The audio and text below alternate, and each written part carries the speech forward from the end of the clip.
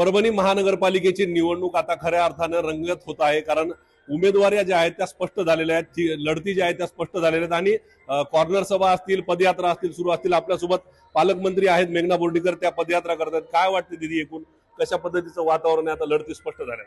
हे बघा, आपण बघितलं सगळ्या ठिकाणी भारतीय जनता पार्टी ही मतदारांच्या मनामध्ये आहे आणि त्यामुळे तशाच पद्धतीने परभणी शहरात देखील या महानगरपालिकांमध्ये जिथे जिथे आमचे भारतीय जनता पार्टीचे उमेदवार आहेत त्या उमेदवाराच्या बाजूनीच जनतेचा कौल आपल्याला दिसतोय.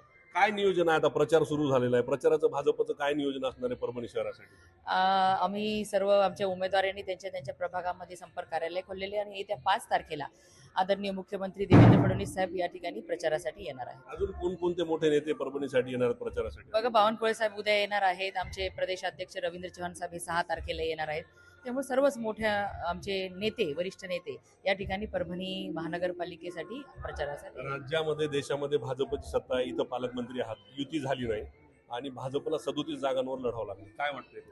बघा, यापूर्वी देखील झालेल्या नगरपालिकांमध्ये पालकमंत्री म्हणून, निवडणूक प्रभारी म्हणून मी ठरवलं होतं आणि आपल्याला सांगितलं गेलं सुद्धा होतं की 100% जागा लढवण्यापेक्षा ज्या जागांमध्ये आपण या ठिकाणी निश्चित विजयी होऊ शकतो तशाच जागा आणि पूर्ण ताकदीने लढणं हा आमचा या महानगरपालिकेचा आणि अजेंडा आहे. त्यामुळे तशा पद्धतीने आम्ही पूर्णच्या पूर्ण जागा लढवण्याच्या ऐवजी 37 जागा भक्कमपणे, सर्व आमचे उमेदवार चांगले आहेत, त्यांच्या पाठीशी भक्कमपणे उभं राहून त्यांना निवडून आणण्याचं आम्ही काम करणार आहोत. सत्ता हस्तगत करण्यासाठी एवढ्या जागा पुरुष आहेत असं वाटतं का तुम्हाला? एवढ्या जागा निश्चितच आमचा पूर्ण प्रयत्न आहे की जेवढ्या जागा उभ्या केलेल्या 100% रिझल्ट द्यायचा. काय कारण होतं बरं? तुम्ही आता बघितलं की नेमकं काय कारण होतं? आपण मुख्यमंत्र्यांनाही भेटलात की युती न होण्याचं काय कारण होतं? सकारात्मक होतं? नाही, युती करण्याचा तर आमचा सगळ्यांचा मानस होता, पण काही गोष्टी घडल्या. आता त्या बोलण्याची वेळ गेलेली आहे, त्यामुळे त्यावरती न बोलता आम्ही या ठिकाणी आता प्रभाग 12 मध्ये सुद्धा आम्ही युतीमध्ये लढतोय. 2 शिवसेनेचे उमेदवार आणि 2 भाजपाचे कमळावरती उमेदवार आहेत. तशा पद्धतीने आम्ही युतीमध्ये 12 मध्ये लढतोय. आज जरी वेगळे असले, उद्याच्याला भविष्यामध्ये एकत्र येऊ शकतो, कारण की बघा, शेवटी भाजपा आणि सेनेची युती व्हावी ही वरिष्ठांची सुद्धा इच्छा होती, परंतु काही इच्छुक उमेदवारांची संख्या जास्त असल्यामुळे आम्ही कार्यकर्त्यांना न्याय देऊ शकत नसल्यामुळे या ठिकाणी आम्हाला युती तुटली. प्रचारातले मुद्दे जर आपण बघितले तर विरोधकांकडून आरोप केला जातो की प्रशासकाच्या काळामध्ये सत्ता असताना इथं काही झालं नाही.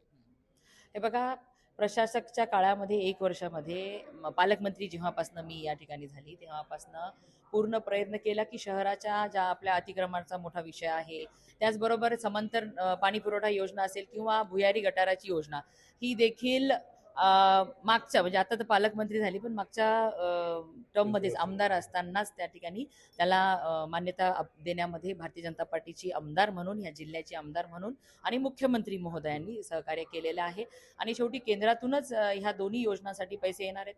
त्याचबरोबर कचऱ्याची मोठी समस्या आपल्या शहरवासियांना आहे, त्याच्यावरती सुद्धा योग्य नियोजन करण्यासाठी केंद्रातून मोदीजी निधी देत आहेत. त्यामुळे ह्या सगळ्या गोष्टी हळूहळू येणाऱ्या दिवसांमध्ये या ठिकाणी दिसणार आहेत. आणि प्रशासकांच्या कार्यकाळामध्ये अतिक्रमणचा एक मोठा विषय आहे, तोही आम्ही हाती घेतला होता, आपल्या सगळ्यांनाही माहिती आहे. परंतु सुप्रीम कोर्टाच्या आदेशाप्रमाणे पावसाळ्यामध्ये अतिक्रमण आपल्याला हटवता येत नसतं आणि त्यामुळे काही गोष्टी राहिल्या. आणि पाऊस पण यावेळेस जास्त, वर्षभर 7 महिने पाऊस झाल्यामुळे ते पूर्ण करू शकलेले नाही. पण DPCच्या माध्यमातून या ठिकाणी शहराच्या विकासासाठी आपण भरीव असा निधी दिलेला आहे. अनेक प्रभागांमध्ये आज मी फिरत आहे, तर सकाळी पण 9 प्रभागामध्ये होते, तिथे 8 कोटीचे कामं दिले. काल 10 प्रभागामध्ये होते, तिथे 3 कोटीचे कामं दिले.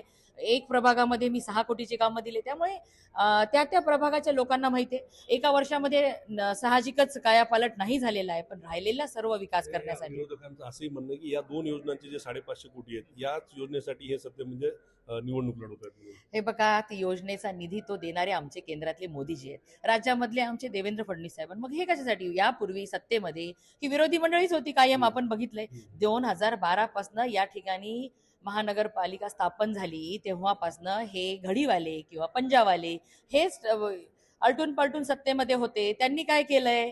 आज जनतेला माहितीये आणि तुम्हालाही माहितीये की या ठिकाणी विकास करायचा असेल तर आपल्याला भारतीय जनता पार्टी सोबत राहिलं पाहिजे आणि भारतीय जनता पार्टीच बोलण्यापेक्षा काम करण्यावरती भर देते. पालकमंत्री म्हणून ह्या वर्षभरामध्ये शहराच्या विकासासाठी मी भरीव असा निधी दिलेला आहे. प्रत्येक विभागात, प्रत्येक प्रभागामध्ये आपण जिथे जिथे जाल तिथे तिथे लोक समाधान व्यक्त करते आणि त्यांनाही माहिती आहे की एकच वर्ष पालकमंत्री पद आलेलं आहे, त्यामुळे राहिलेला विकास सुद्धा महापौर तुमचाच होणार. निश्चितच महापौर आमचाच होणार.